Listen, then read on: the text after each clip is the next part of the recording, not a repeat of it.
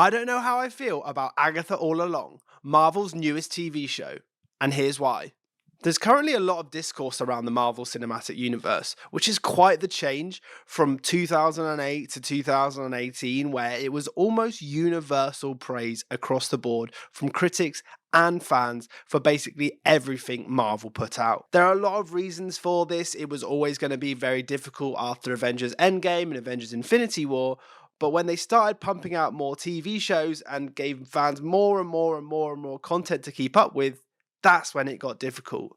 It wasn't helped that when they came to making the TV shows, they decided against the traditional model of showrunners, and that led to quite a few TV shows not doing quite as well as I imagine Kevin Feige hoped for. Fast forward a few years later, that gets us to Agatha All Along, Marvel's brand new television program, a follow-up TV series to a previous show, WandaVision. Agatha All Along follows Agatha Harkness, the kind of villain from WandaVision, as she finds a brand new coven and enters the Witch's Road, which is effectively her ways of getting her power back after losing them to Wanda Maximoff, aka the Scarlet Witch, in WandaVision. Yes, tiny bit of a spoiler, but if you haven't seen WandaVision yet, it did come out a few years ago. I think overall, it has quite an interesting premise. It's not a bad premise for a TV show. It's not a huge amount of episodes. We've still got one or two more left. The show ends towards the end of October. So there's still opportunity for the show to pull through and have a big ending. But so far, something just feels off about it. It's not badly written. The cast do seem like they're having a good time. I'm more than happy to watch anything that Kathryn Hahn, who plays Agatha Harkness, is in, because I think she's very, very good at what she does. And I think Joe Locke is also good as Teen and the character that is, again, causing a lot of discourse, especially in regards to this TV program, which I won't spoil if you haven't seen the show yet. I think for me, it still kind of feels like some of the Marvel shows have an air of entitlement around them. It was quite easy for them at a point because fans were so invested in everything that they were doing that every film or property that they released had a fairly established star character that meant that people would go see those films, or to a latter degree, the TV shows that were linked to those characters. The problem was Avengers Infinity War and Endgame effectively reset where we were at, and they had to build up new characters. And in doing so, at the same time period that they increased this content and created this sort of rushed environment of things that they were releasing, that's where things have got a bit messy. It kind of feels like they're still releasing stuff with the same view that people will just back them because it's Marvel, but it's just not happening in the same way.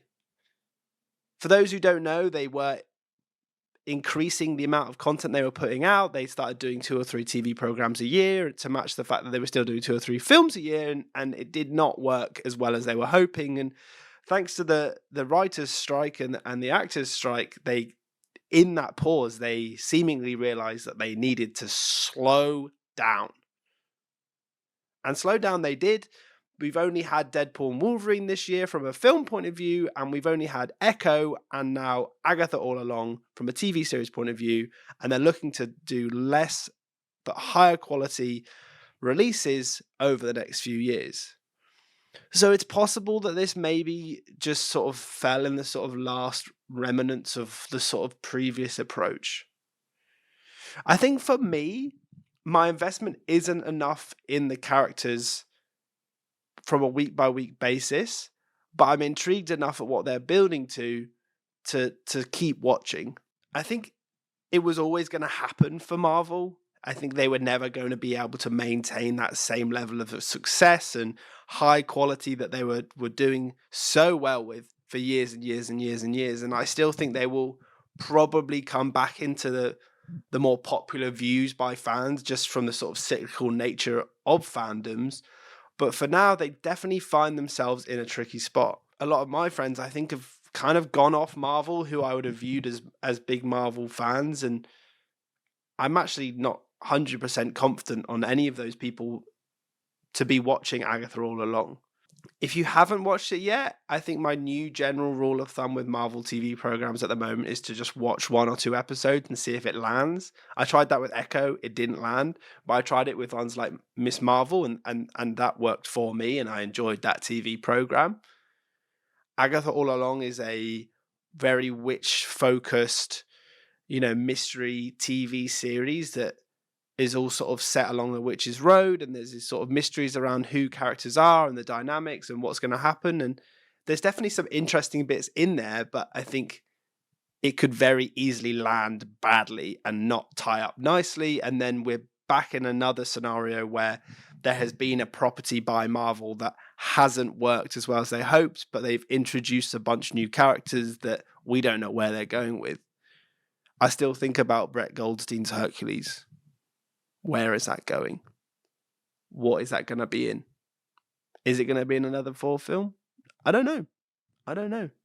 There's a lot of things like that with Marvel at the moment. People don't know what's happening with things that could easily be quite crucial. Okay, maybe not the Brett Goldstein Hercules, but the Avengers Tower stuff and the massive hand coming out the water not being acknowledged. They're doing a lot of introductions and not quite landing.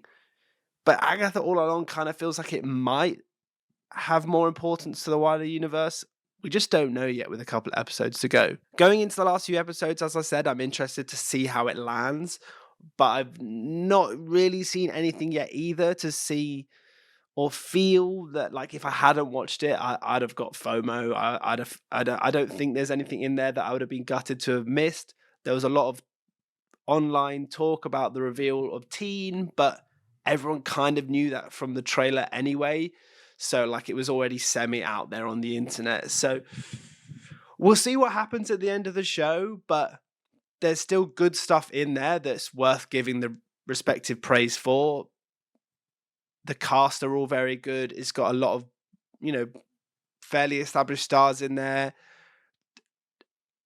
The production design is good. It doesn't feel like there's sort of rushed CGI like some of the other properties have done recently. It's just whether the story will work when it's all wrapped up at the end, I think.